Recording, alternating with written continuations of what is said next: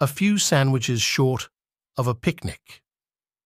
Meaning, abnormally stupid, not really sane.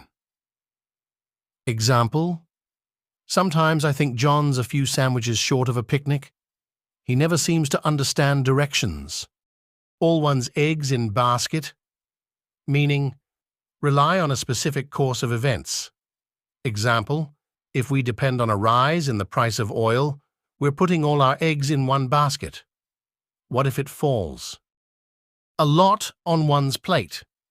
Meaning, a lot to do. Example, I just have a lot on my plate right now while I'm finishing up my degree and doing this huge project for work. A rolling stone gathers no moss.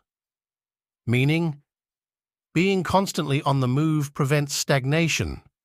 Example, he never stays in one place for long. A rolling stone gathers no moss. Cup of tea.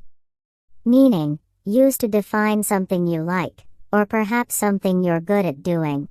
Example in use, dash. Fiction novels aren't really my cup of tea. Egg on one's face. Meaning, be embarrassed, feel foolish.